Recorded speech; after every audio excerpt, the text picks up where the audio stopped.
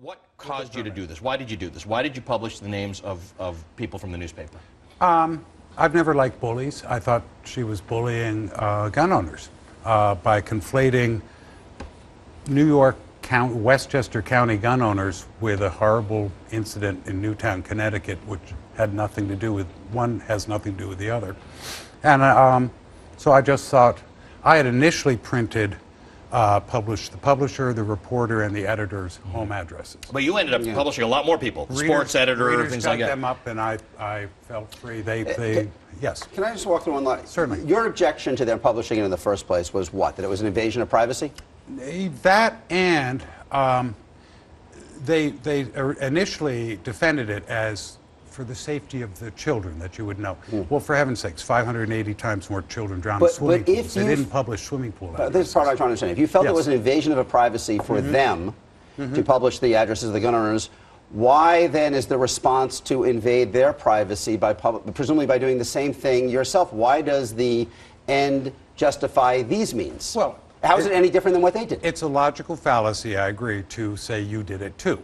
On the other hand, frankly, I'm not a big fan of the media, and I felt that they were using this to harass gun owners, solely to harass gun owners, so I harassed them back. So, okay, so if you're not a big fan of the media, why sit here in the media and then talk about it? In the hope that I can provide my side of a gun owner's perspective. So you like the media when it benefits you?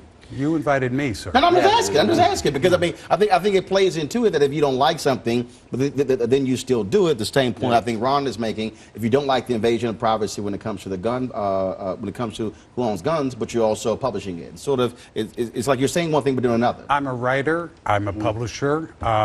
My name and photograph are right on my blog. They can contact me. My cell phone number is there. What kind of reaction have you had? About 99% positive, but given the readership of my blog. Right. Well, isn't that kind of where we are? I mean, you look at everything that's happening, whether it's the reaction to the Newtown shooting, the fiscal cliff. Essentially, it's not surprising that 99% of the readers of your blog are supportive. We're kind of siloing into very different Americas that are increasingly unwilling to kind of make accommodations with each other. And I guess what I kind of wonder about this is it's part of the general escalation of political combat we see on every front. You don't like what they did, you go back and do it yourself. Where does this lead us any closer to having some sort of consensus on what to do about guns? Well, I think the media has been exposing, harassing personal details of people for a long time.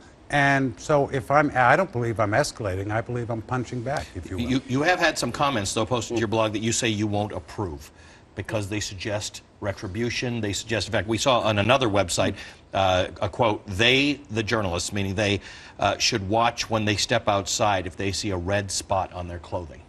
You worried about that sort of thing? I'm not. The ones I took down were some, well, why don't you publish the names of their children? Well, I'm not going there. I mean, I do have some limits. I just felt that some of the comments were going down. My original point in posting this was to just show those particular reporters and the publisher what it feels like.